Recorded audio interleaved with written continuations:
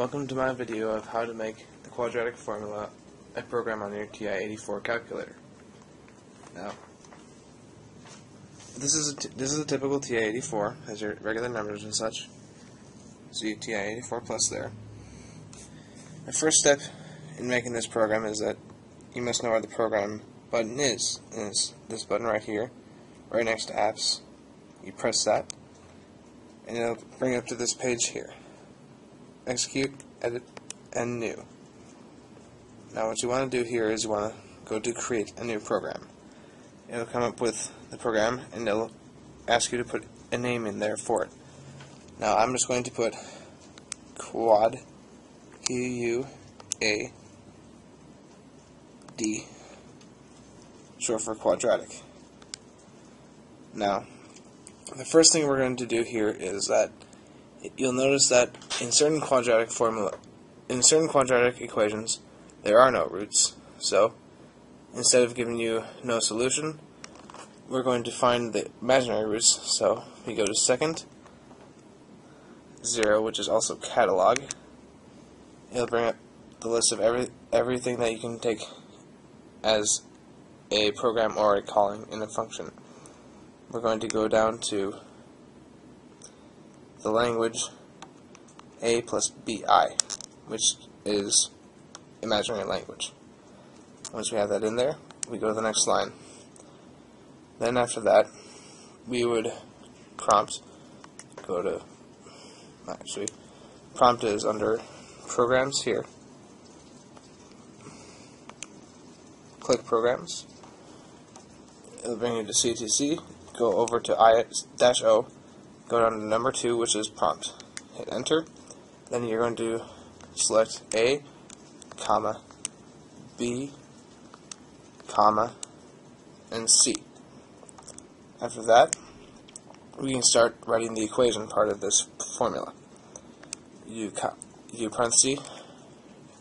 If you're familiar with the quadratic formula, it would be negative b plus square root of b squared minus 4ac parenthesis parenthesis divided by parenthesis 2a and parenthesis, and that goes to, we'll say d, some variable that you can call later in the program.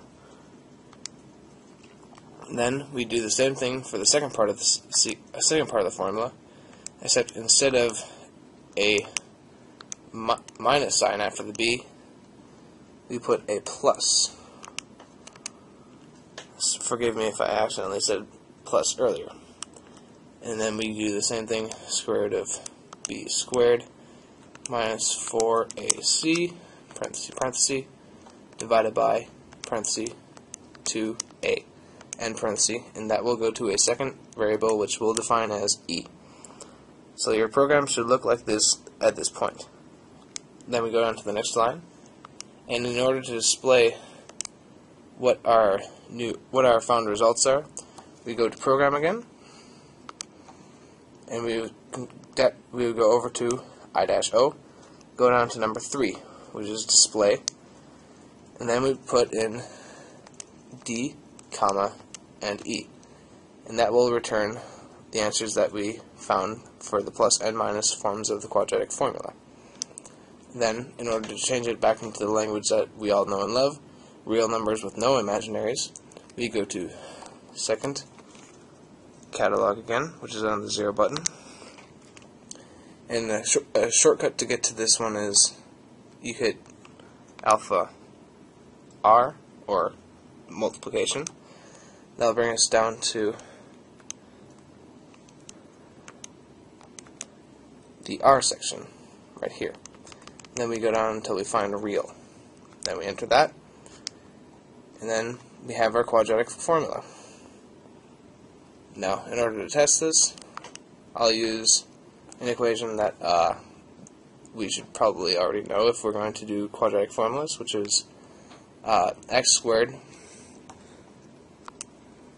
plus 3x plus 2, which everyone should know, has the roots of -1 and -2.